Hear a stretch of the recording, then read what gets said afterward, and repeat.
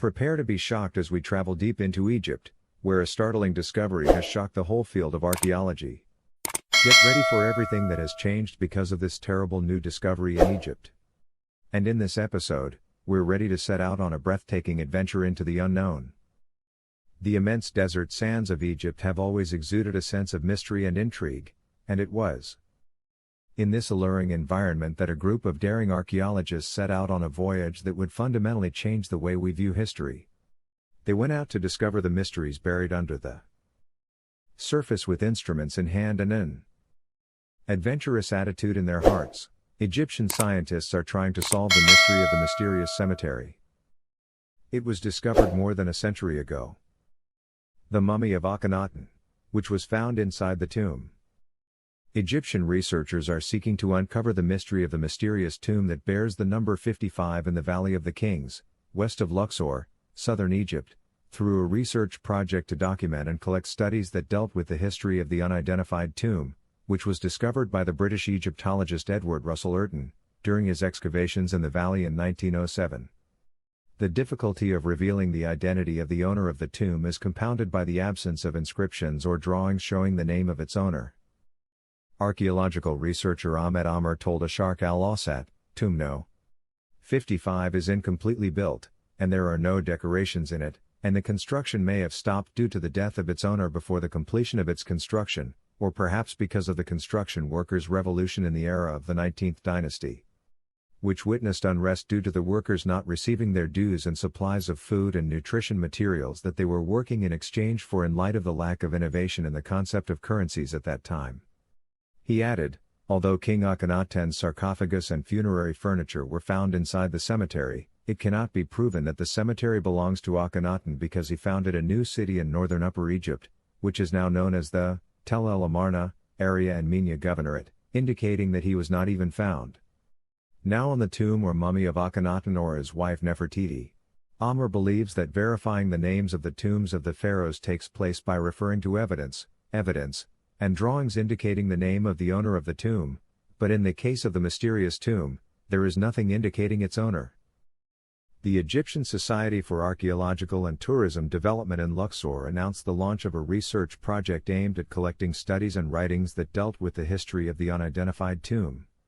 It is much lower than the surface of the earth, and its walls are not inscribed, and it suffered great damage as a result of its exposure to torrential waters and rain due to its lower level than the rest of the valley tombs.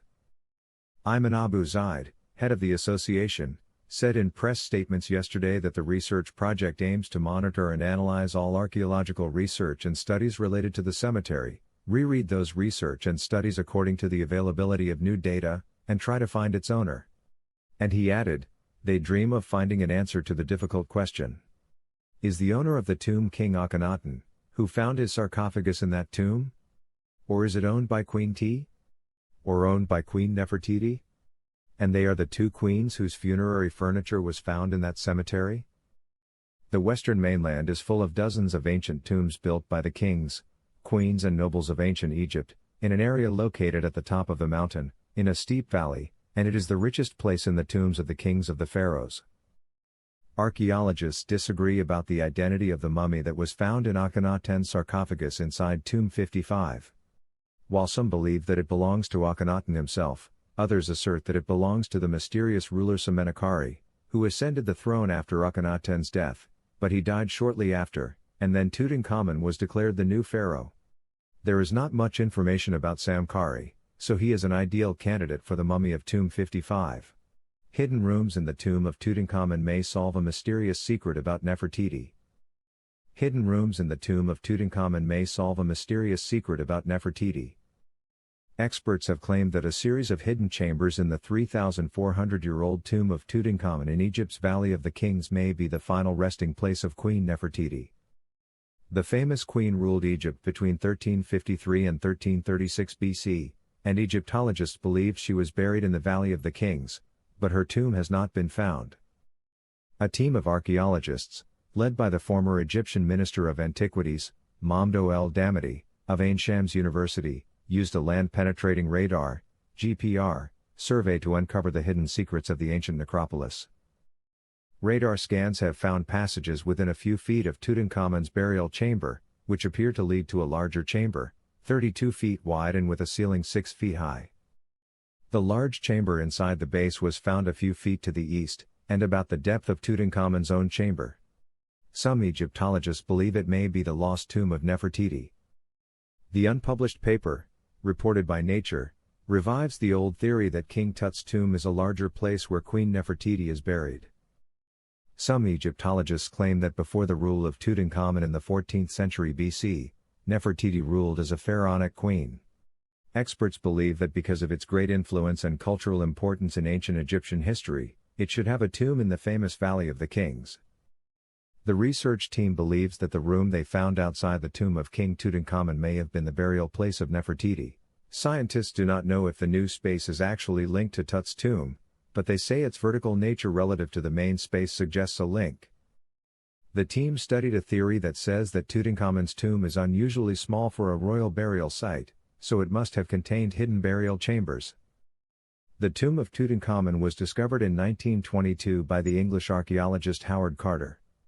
Theories abounded about the tomb and links with the mysterious Nefertiti.